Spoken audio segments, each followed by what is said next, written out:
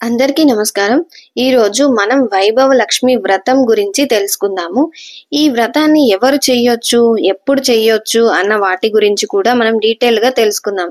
అయితే ఈ వ్రతం చేయాలనుకున్న వాళ్ళు ముందుగా ఏం చేయాలి, ముందు ఏ శ్లోకం చదవాలి, దాని తర్వాత ఏం పారాయణం చేయాలి, ఎప్పుడు ఆ వ్రత కథని చదవాలి అన్న దాని గురించి మనం డీటెయిల్డ్గా తెలుసుకుందాము. కాబట్టి ఈ వీడియోని మీరు పూర్తిగా చూసినట్లయితే ఈ వ్రతం ఎంత సులభంగా చేసుకోవచ్చో అంత సులభంగా చేసుకోవచ్చని నిర్ధారణకు వస్తారు. కాబట్టి ఇప్పుడు మనం ముందుగా ఈ వ్రతం చేసుకోవాలనుకున్నప్పుడు కావలసినవి అన్ని రెడీ పెట్టుకున్న తర్వాత పూజకి ఫస్ట్ మనం పాడుకోవాల్సినది లక్ష్మీ స్తుతి. ఈ లక్ష్మీ స్తుతి చదువుకున్న తర్వాత కొన్ని వాక్యాలు చదువుకోవాలి. దాని తర్వాత వ్రత కథకి వెళ్ళాలి. అయితే మనం ఇప్పుడు అన్నింటికన్నా ముందుగా కావాల్సినవి వ్రతానికి పూజకు అన్ని రెడీ పెట్టుకున్నాక ఫస్ట్ గా మనం స్టార్ట్ చేసుకోవాల్సింది లక్ష్మీ స్తుతి. ముందుగా వైభవ లక్ష్మి వ్రతం చేసేటప్పుడు ఆచరించవలసిన నియమాలేంటో తెలుసుకుందాం. వివాహమైన స్త్రీలు ఈ వ్రతం చేసే వారికి తప్పకుండా అతి ఉత్తమమైన ఫలితము లభిస్తుంది. ఇంట్లో వివాహమైన స్త్రీలు లేకపోతే స్త్రీ అయినా లేక పెళ్లి కాని పిల్ల అయినా ఈ వ్రతం చేయవచ్చు. స్త్రీ బదులు పురుషుడు ఈ వ్రతం చేస్తే వారికి తప్పక ఉత్తమ ఫలితం ప్రాప్తి కలిగిస్తుంది అని నమ్మకం. ఈ వ్రతాన్ని పూర్తి శ్రద్ధ భక్తితో ఆచరించాలి. భక్తి భావన లేకుండా, శ్రద్ధ లేకుండా ఈ వ్రతం చేయరాదు. ఈ వ్రతం శుక్రవారమే చెయ్యాలి. వ్రతం మొదలు పెట్టినప్పుడు 11 లేక 21 శుక్రవారాలు చెయ్యాలి. శాస్త్రీయ విధి ప్రకారమే ఈ వ్రతం చేయాలి. అనుకున్న శుక్రవారాలు పూర్తి అయినప్పుడు శాస్త్రీయ పద్ధతిలోనే ఉద్యాపన చెయ్యాలి. ఈ పద్ధతి చాలా సులభం. ఈ శాస్త్రీయ పద్ధతి ప్రకారం వ్రతం చెయ్యకపోతే వ్రత ఫలితం కొద్దిగా కూడా దక్కదు. ఒకసారి వ్రతం చేసుకున్న తర్వాత కోరిక ఫలిస్తే మళ్ళీ ఇచ్ఛానుసారం ఈ వ్రతం చేసుకోవచ్చు. మాత లక్ష్మీదేవి స్వరూపాలు అనేకం. అందులో ధనలక్ష్మి స్వరూపమే వైభవ లక్ష్మి స్వరూపం. మాత లక్ష్మీదేవి శ్రీయంత్రం అత్యంత ప్రీతికరం. వ్రతం చేసేటప్పుడు మాత ప్రతి స్వరూపానికి, శ్రీయంత్రానికి మనస్ఫూర్తిగా నమస్కరించాలి. అప్పుడే వ్రత ఫలితము దక్కుతుంది. అతి సులభమైన ఈ వ్రతాన్ని భక్తి శ్రద్ధలతో చెయ్యకపోతే మాత కృప మనకు దక్కదు. వ్రతం ఆరంభించే రోజు ప్రొద్దుటి నుంచే జై మాతా లక్ష్మి, జై మాతా లక్ష్మి అంటూ ఉండాలి. ఇలా మాతను మనసులో నమస్కరిస్తూ స్మరించుకుంటూనే ఉండాలి. శుక్రవారం ప్రయాణం లేక యాత్రలో ఉంటే ఆ శుక్రవారం వదిలి పై శుక్రవారం వ్రతం చేసుకోవచ్చు. కానీ వ్రతం స్వంత ఇంట్లో చేసుకోవాలి. అనుకున్న అన్ని శుక్రవారాలు తప్పకుండా పూర్తి చేయాలి. ఇంట్లో బంగారం లేకపోతే వెండి సామాగ్రి ఏదైనా పూజలో ఉంచాలి. వెండి లేకపోతే రూపాయి నాణ్యాన్ని ఉంచాలి. వ్రతం పూర్తయ్యాక కనీసం 7 ముత్తైదులకు ఇష్టానుసారం శాక్యానుసారం 11, 21, 51, 101 స్త్రీలకి వైభవ లక్ష్మి వ్రత పుస్తకములు పసుపు కుంకుమతో ఇచ్చుకోవాలి. ఎంత ఎక్కువ పుస్తకాలు ఇస్తే అంత లక్ష్మి కృప కలగటమే కాకుండా మాత అద్భుతమైన వ్రత ప్రభావం ప్రచారం కూడా జరుగుతుంది. వ్రతం శుక్రవారం స్త్రీ బహిష్టలో ఉన్నా లేక సూతకంలో ఉన్న ఆ శుక్రవారం వదిలి పై శుక్రవారం వ్రతం ఆరంభించాలి. ఎన్ని శుక్రవారాలు చెయ్యాలి అని మనసులో అనుకున్నామో అన్ని శుక్రవారాలు తప్పకుండా పూర్తి చేయాలి. వ్రతం మొదలు పెట్టే ముందు లక్ష్మీ స్తుతి శ్రద్ధతో చదువుకోవాలి. వ్రతం రోజు ఉపవాసం ఉండాలి. సాయంత్రం పూజ చేసి మాత ప్రసాదం తీసుకోవాలి. ఒకవేళ ఉపవాసం ఉండలేకపోతే పళ్ళు లేక ఒకసారి భోజనం తీసుకోవచ్చు. వ్రతం చేసే వ్యక్తి చాలా బలహీనంగా ఉంటే 2 పూటలా భోజనం చెయ్యవచ్చు. అన్నింటికంటే ముఖ్యం వ్రతముపై శ్రద్ధ భక్తులు. వ్రతం చేసేవారు మనస్ఫూర్తిగా శ్రద్ధ భక్తులతో మాతా లక్ష్మి అనుగ్రహం తప్పక కలుగుతుంది అన్న దృఢ నమ్మకంతో ఉండాలి. ఇప్పుడు మనం ఆ లక్ష్మీ స్తుతిని చెప్పుకుందాం. లక్ష్మీ స్తుతి. యా రక్తాంబుజవాసిని విలాసిని చండాశు తేజస్విని యా రక్త రుధిరాంబర హరిసఖీ యా శ్రీ మనోహ్లాదిని యా రత్నకర బంధన స్పృగంటిత విష్ణు స్వయా గేహిని సామాం పాతు మనోరమా భగవతి లక్ష్మిశ్చ పద్మావతి. ఈ శ్లోకానికి అర్థం ఏంటి అంటే, ఎర్రని పద్మములో వసించునట్టి అపురూపమైన కాంతి కలిగినటువంటి అతి తేజస్సు కలిగినటువంటి ఎర్రని రూపము కలిగినటువంటి ఎర్రని వస్త్రములు ధరించినటువంటి విష్ణుమూర్తికి అతి ప్రియమైనట్టి మనసుకు ఆహ్లాదము కలిగించినటువంటి సముద్ర వందనములో సాక్షాత్కరించినట్టి విష్ణుమూర్తి భార్య అయినటువంటి కమలములో జన్మించినటువంటి అందరి చేత పూజింపబడినటువంటి శ్రీ లక్ష్మీదేవి మమ్మల్ని రక్షించు అని ప్రార్థించినట్టు.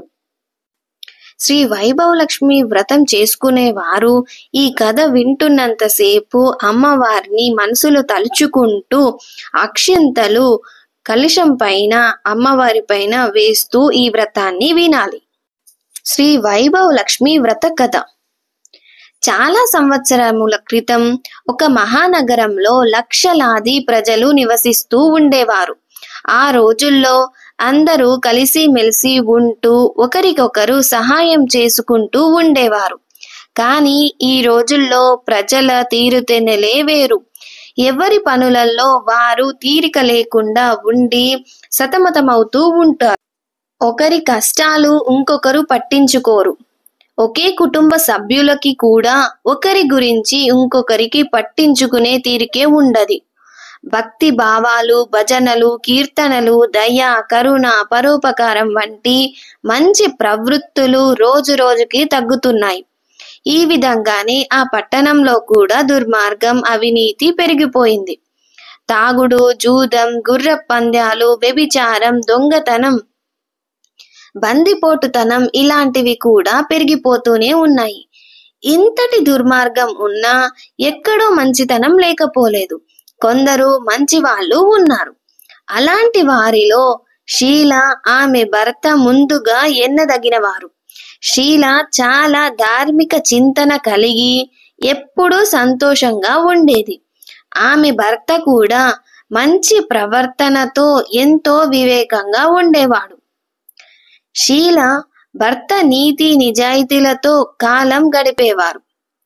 ఎవరి గురించి చెడు తలుచుకునేవారు కారు. ఎప్పుడూ భగవంతునికి ధ్యానంతో చక్కగా కాలం గడిపేవారు. వారి కుటుంబం ఆ నగర వాసులకి ఆదర్శప్రాయంగా ఉండేది. ఈ విధంగా షీల సంసారం సుఖంగా సాగిపోతుంది. కాన విధి విధానాన్ని ఎవరు తప్పించగలరు? రెప్పపాటులో రాజే పేదై, పేదే రాజవ్వగలడు. పూర్వ జన్మ పాప ఫలము అనుభవించుటక అన్నట్టు షీల భర్తకి చెడు స్నేహం అలవాటయ్యింది.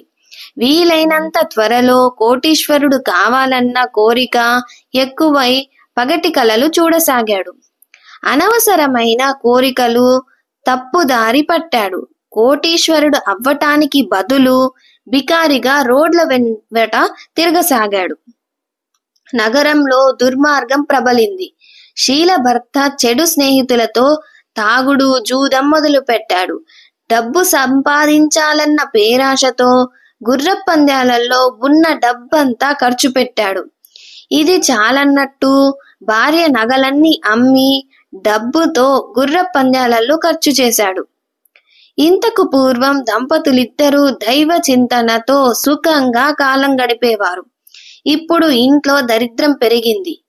ఒక్క పూట కూడా కడుపు నిండా తిండి లేదు. ఈ చికాకులతో షీల భర్త ఆమెను బాగా కొట్టేవాడు. షీల చాలా సంస్కారవంతురాలు. భర్త ప్రవర్తన ఆమెను ఎంతో కలవరపెట్టింది. భగవంతునిపై భారం వేసి ఆమె దుఃఖాన్ని సహించింది. సుఖదుఖాలు ఒకదాని వెంట ఒకటి ఉంటాయి. మంచి రోజులు తప్పకుండా వస్తాయన్న నమ్మకంతో షీల దైవ చింతనలో లీనమై కాలం గడిపేది. ఒకరోజు మధ్యాహ్నం ఎవరో తలుపు కొట్టారు. షీల ఇప్పుడు ఇక్కడికి ఎవరు వస్తారు అని ఆశ్చర్యపడ్డది. అయినా ఆర్యధర్మ ప్రకారం తలుపు తీసింది. ఒక వృద్ధ మాత తేజస్సుతో నిలబడి ఉంది. ఆమె నేత్రాల నుండి అమృతం కురుస్తుందా అన్నట్టుంది. ఆమె ముఖం శ్రమదారాలతో నిండి ఉంది. ఆ మాతను చూడగానే షీలకి ఎంతో ఉపశమనం కలిగింది. ఆమె అనువనువు సంతోషంతో నిండిపోయి ఉంది. ఆ వృద్ధ మాతను ఎక్కడో చూసిన గుర్తు. మాతను సాధారణంగా లోపలికి తీసుకొచ్చింది. కూర్చోబెట్టడానికి ఇంట్లో ఏమీ లేదు. మనసులో ఎంతో బాధపడింది. ఆవిడను ఒక చినిగిన దుప్పటి మీద కూర్చోబెట్టింది. షీల నన్ను గుర్తుపట్టలేదా అని వృద్ధమాత అడిగితే, మాత, నిన్ను ఎక్కడో చూసిన గుర్తు, కానీ గుర్తు రావటం లేదు. కనీసం నీకోసం ఎన్నో రోజులుగా ఎదురు చూస్తున్నట్లుగా ఉంది అంది. అప్పుడు మాత చిరునవ్వుతో, మర్చిపోయావా షీల? ప్రతి శుక్రవారం లక్ష్మీదేవి మందిరంలో జరిగే భజనలలో మనం కలుసుకునే వాళ్ళం. భర్త చెడు ప్రవర్తన అలవర్చుకున్నది మొదలు షీల దుఃఖంతో లక్ష్మీదేవి మందిరానికి వెళ్ళటం మానేసింది. ఇరుగు పొరుగుతో మాట్లాడడానికి కూడా సిగ్గుగా ఉండేది. ఎక్కడికి వెళ్ళేది కాదు. ఎంత గుర్తు తెచ్చుకున్నా షీలకి ఆ మాత ఎవరో గుర్తు రావడం లేదు. అప్పుడు మాత, నువ్వు ఎంతో శ్రావ్యంగా భజనలు కీర్తనలు పాడేదానివి. ఈ మధ్య కొన్ని వారాలుగా నువ్వు కనిపించకపోవడంతో నీకు ఒంట్లో బాగుండడం లేదేమో అనుకొని నిన్ను కలవడానికి వచ్చాను అంది. మాత కరుణాపూరితమైన మాటలు షీలకి ఎంతో హాయిని కలిగించాయి. కళ్ళు నీళ్లలో నిండాయి. ఇది చూసి మాత ఆధారంగా షీల వీపు నిమురుతూ ఊరడించింది. మాత, సుఖదుఖాలు ఎండ నీడల్లా కలిసి ఒకదాని వెనుక ఒకటి వస్తూ ఉంటాయి. కష్టాలు వచ్చినప్పుడు ధైర్యంగా ఉండాలి. నీ కష్టాలేమిటో నాకు చెప్పు. నీ కష్టాలు నాకు చెప్పుకోవడం వల్ల నీ దుఃఖం తగ్గుతుంది. ఏదైనా ఉపాయం లభిస్తుంది అంది. మాత ఊరడింపు మాటలతో షీలకి ఎంతో ధైర్యం వచ్చింది. అప్పుడు షీల సుఖంగా దైవ చింతనతో కాలం గడుపుతున్న తన సంసార భర్త చెడు అలవాట్లను, చెడు సాంగత్యం వల్ల ఎలా మారిపోయాడో చెప్పింది. అప్పుడు మాత, కర్మఫలం అనుభవించక తప్పదు. కర్మానుసారం సుఖదుఖాలు అనుభవించాలి. దీనివల్ల బాధపడకూడదు.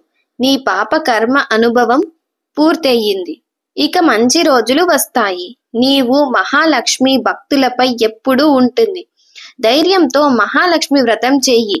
వ్రత మహిమ వల్ల అన్ని సక్రమంగా జరుగుతాయి అని అంది. మహాలక్ష్మి వ్రతం అని వినగానే షీల ముఖం సంతోషంతో వెలిగిపోయింది. మాత, ఈ వ్రతం ఎలా చెయ్యాలి? వివరాలు నాకు చెప్పు. నేను తప్పకుండా చేస్తాను అంది. అప్పుడు వృద్ధమాత, ఈ వ్రతం చేయడం చాలా తేలిక. ఈ వ్రతాన్ని వరదలక్ష్మి వ్రతం లేక వైభవలక్ష్మి వ్రతం అంటారు. ఈ వ్రతం చేసే ప్రతి వారికి వారి కోరికలు తప్పక ఫలిస్తుంది.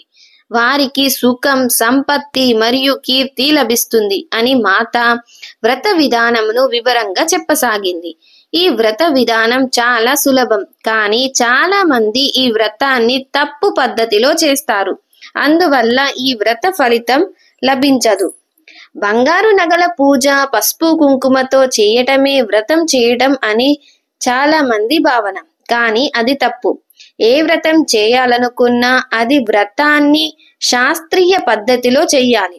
అప్పుడే మనకి మంచి ఫలితం దక్కుతుంది.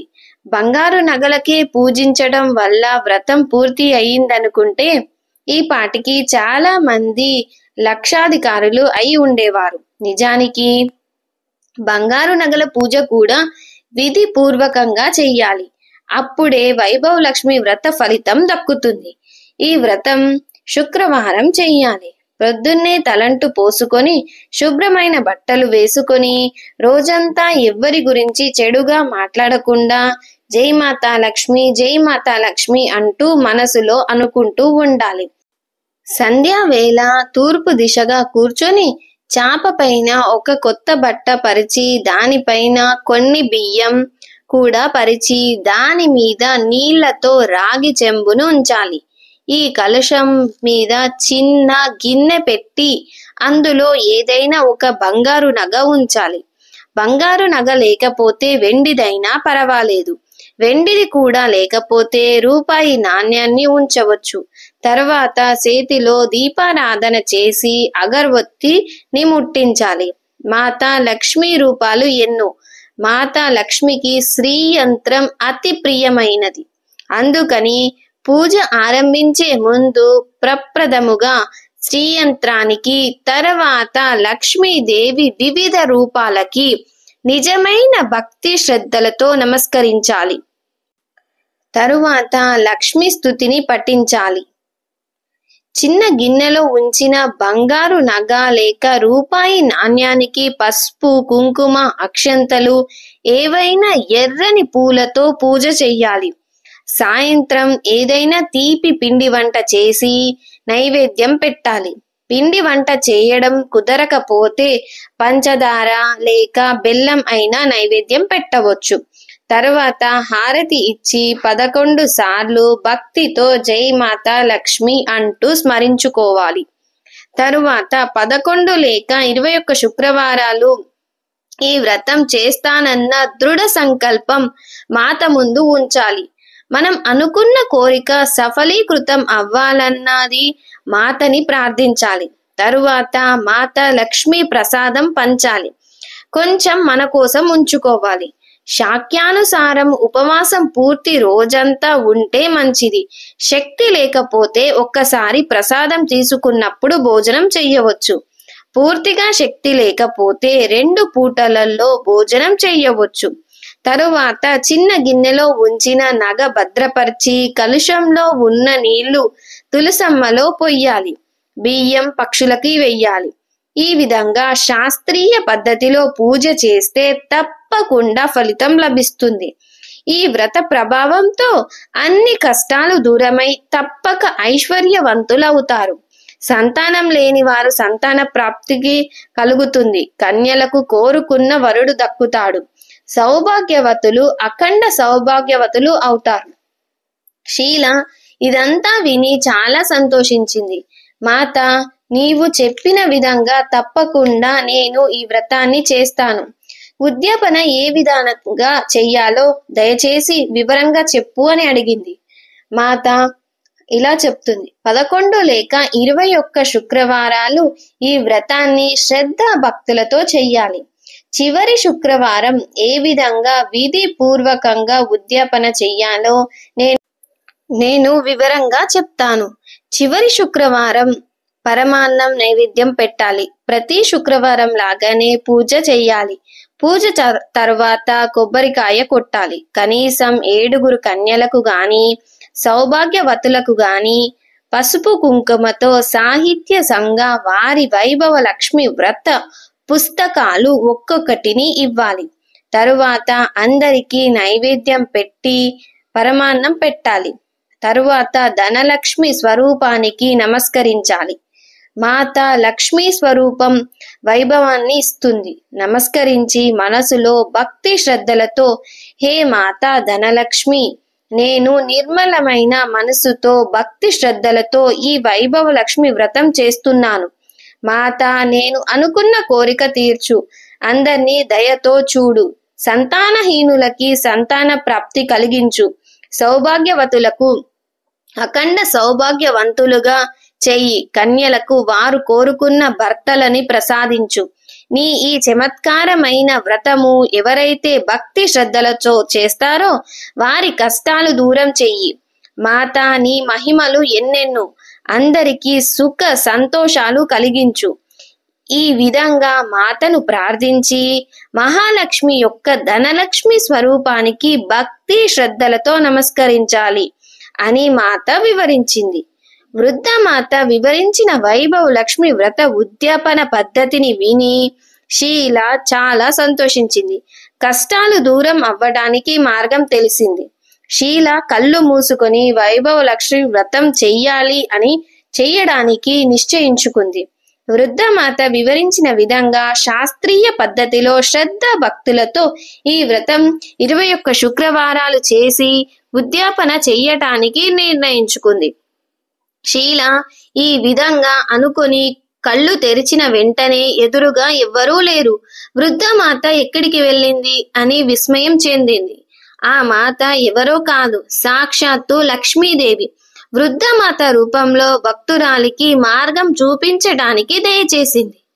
మరో రోజు శుక్రవారం శీల ప్రొద్దున్నే తలంటుకొని శుభ్రమైన బట్టలు వేసుకొని మనసులో జై మాతా లక్ష్మి అంటూ శ్రద్ధ భక్తులతో స్మరించుకుంది. రోజంతా ఎవ్వరి గురించి చెడుగా మాట్లాడలేదు. సాయంత్రం అవ్వగానే కాళ్ళు చేతులు కడుక్కొని తూర్పు దిశలో కూర్చుంది. ఆమెకి అంతకు పూర్వం ఎన్నో బంగారు నగలు ఉండేవి. కానీ భర్త చెడు అలవాట్ల వల్ల అన్ని తాకట్టు పెట్టవలసి వచ్చింది. ముక్కు పుడక ఒకటే మిగిలింది. ముక్కు పుడక తీసి కడిగి దాన్ని ఒక చిన్న గిన్నెలో ఉంచి ముందు పీట వేసి కొత్త బట్ట పరిచి గుప్పెడి బియ్యంతో ఆ బట్ట మీద చదునుగా చేసి దాని మీద నీళ్లతో ఉన్న రాగి చెంబు కలశంగా పెట్టింది. కలశం పైన ముక్కు పుడక ఉంచి గిన్నె పెట్టింది. తరువాత వృద్ధమాత చెప్పిన పద్ధతిలో శాస్త్రీయ విధి ప్రకారంగా నమస్కరించి స్తుతించి పూజ చేసింది. ఇంట్లో కొంచెం పంచదార ఉంటే అది ప్రసాదంగా పెట్టి వైభవ లక్ష్మి వ్రతం చేసింది. ఈ ప్రసాదం ముందుగా భర్తకు పెట్టింది. ప్రసాదం తింటూనే భర్త ప్రవర్తనలో మార్పు గమనించింది. ఆ రోజు భర్త ఆమెను కొట్టి బాధ పెట్టలేదు. శీల ఎంతో సంతోషించింది. ఆమె మనసులో వైభవ లక్ష్మి వ్రతం మీద శ్రద్ధ ఇంకా పెరిగింది. శీల ఎంతో భక్తి శ్రద్ధలతో 21 శుక్రవారాలు వైభవ లక్ష్మి వ్రతం చేసింది. 21వ శుక్రవారం వృద్ధమాత చెప్పిన ప్రకారం ఉద్యాపన చేసి 7 ముత్తైదులకు వైభవ లక్ష్మి దేవి ధనలక్ష్మి రూపానికి నమస్కరించి మనసులో ఇలా ప్రార్థించుకుంది. మాతా ధనలక్ష్మి, నేను వైభవ లక్ష్మి వ్రతం చెయ్యాలని అనుకున్నాను. ఈ వ్రతం ఈ రోజు పూర్తి చేశాను. మాతా, నా ప్రతి విపత్తును దూరం చేసి మా అందరికీ మేలు కలిగించు. సంతానహీనులకు సంతాన ప్రాప్తి కలిగించు. కన్యలకు వారు కోరుకున్న భర్తలను ప్రసాదించు.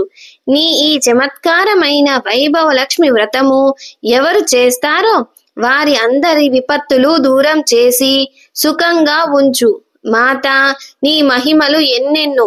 ఈ విధంగా శాస్త్రీయ విధి ప్రకారంగా శీల శ్రద్ధతో వ్రతం చేసినందువలన వెంటనే ఫలితం కనిపించింది. ఆమె భర్త చెడు మార్గం పట్టిన వ్రత మహిమ వల్ల మంచి మనిషిగా మారాడు. కష్టపడి వ్యవసాయం చెయ్యసాగాడు. వైభవ లక్ష్మి మహిమ వల్ల ఆయనకి ఎంతో లాభం వచ్చింది. శీల నగలను తాకట్టు నుంచి విడిపించాడు. ఇల్లంతా ధనంతో నిండిపోయింది. ఇంట్లో సుఖశాంతులు చోటు చేసుకున్నాయి. వైభవ లక్ష్మి వ్రత ప్రభావం చూసి చుట్టుప్రక్కల స్త్రీలు కూడా శాస్త్రీయ విధి ప్రకారంగా వైభవ లక్ష్మి వ్రతం చేయడం మొదలు పెట్టారు. మాతా ధనలక్ష్మి శీలను కరుణించినట్టే ఎవరైతే నీ వ్రతాన్ని భక్తి శ్రద్ధలతో చేస్తారో వారిని కరుణించు. అందరి సుఖ శాంతులకు, అందరికీ ఆనందాలు, సుఖాలు, సంతోషాలు, శాంతులు కలిగించు తల్లి అని వేడుకున్నారు. జై మాతా ధనలక్ష్మి, జై జై మాతా వైభవ లక్ష్మి. ఇలా ఈ కథ పూర్తి చేసుకున్న తర్వాత శ్రీ గజలక్ష్మీ మాత, నీవు శీలను కరుణించినట్టు అందరినీ కరుణించి అందరి మనోవాంఛలను పూర్తి చెయ్యి. శ్రీ ఆదిలక్ష్మీ మాత, నీవు శీలను కరుణించినట్టు అందరినీ కరుణించి అందరి మనోవాంఛలను పూర్తి చెయ్యి. శ్రీ వీరలక్ష్మీ మాత, నీవు శీలను కరుణించినట్టు అందరినీ కరుణించి అందరి మనోవాంఛలను పూర్తి చెయ్యి. శ్రీ ధాన్యలక్ష్మీ మాత, మాతా ధాన్యలక్ష్మి, నీవు శీలను కరుణించినట్టు అందరినీ కరుణించి అందరి మనోవాంఛలను పూర్తి చెయ్యి. శ్రీ సంతాన లక్ష్మీ మాత, మాతా సంతానలక్ష్మి, నీవు శీలను కరుణించినట్టు అందరినీ కరుణించి అందరి మనోవాంఛలను పూర్తి చెయ్యి. ఇలా వ్రత కథని చదువుకున్న తర్వాత అమ్మవారికి హారతినిచ్చి కొబ్బరికాయ కొట్టి మీ కోరికలు ఏవున్నా అమ్మవారికి చెప్పుకోండి. ఇదండి వైభవ్ లక్ష్మి వ్రత కథ. వ్రత ప్రభావం వల్ల ఎంతో మంది, నాకు తెలిసి కూడా చాలా మంది వాళ్ళు అనుకున్న కోరికలు నెరవేర్చుకున్నారు. సంతానం కానీ, సౌభాగ్యం కానీ, పెళ్లిళ్ళు కానీ, ఇల్లు గృహ ప్రవేశాలు, ఉద్యోగాలు, ఇలాంటి ఒక్కటేంటి ఎన్నో అంటే ఎన్నో నాకు తెలిసిన వాళ్ళకి మంచి ఫలితం అయితే దక్కింది. కాబట్టి మీరు ఈ వైభవ లక్ష్మి వ్రతం చేయాలనుకుంటే మాత్రం శ్రద్ధ భక్తులతో చెయ్యండి. ఖచ్చితంగా అమ్మవారి దయ కృపను అందుకుంటారు.